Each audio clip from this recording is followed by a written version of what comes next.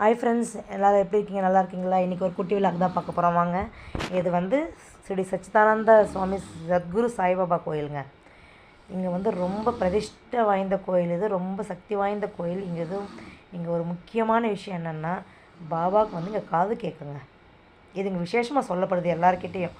நம்ம எது சொன்னாலும் பாபா காது கொடுத்து கேட்குறாரு, நம்முடைய கஷ்டத்தை தீர்க்குறாரு, போக்குறாருன்றது இங்கே ஒரு ஐதீகமாகவே நடந்துகிட்டு இருக்குங்க. நிறைய பேர், ஆனால் இது எங்கே இருக்குன்னு தான் சார் நிறைய பேருக்கு தெரியல. ஏன்னா உள்ளே இது சென்னையில் தாங்க இருக்குது. சென்னை எம்பத்தூரில் இருக்குது.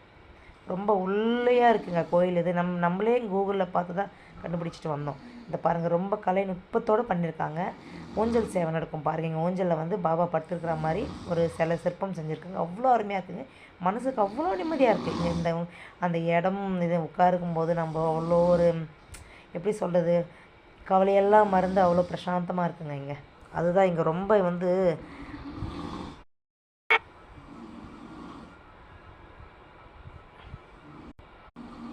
ரொம்ப சக்தி வாய்ந்த ஒரு பாபா. இதை பாருங்கள், எல்லா கடவுளும் இருக்காங்க.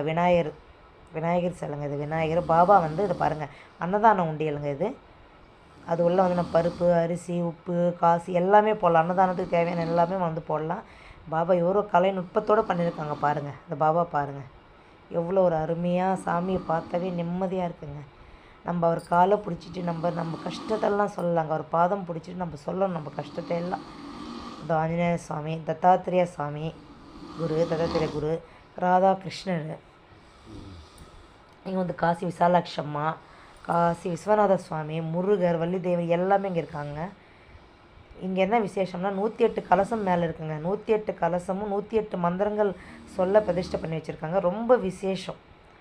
நம்ம இங்கே ஒரு வாட்டி வந்து நம்முடைய கஷ்டத்தை சொல்லி பாபா பாதம் பிடிச்சி நம்ம அழுதுட்டு நம்முடைய சொல்லி வச்சா அவர் தீர்த்து வைப்பாருன்னு ஒரு நம்பிக்கை ஃப்ரெண்ட்ஸ். நீங்கள் எப்போயாவது வந்தீங்கன்னா அம்பத்தூரில் போய் பாருங்கள் ஃப்ரெண்ட்ஸ்.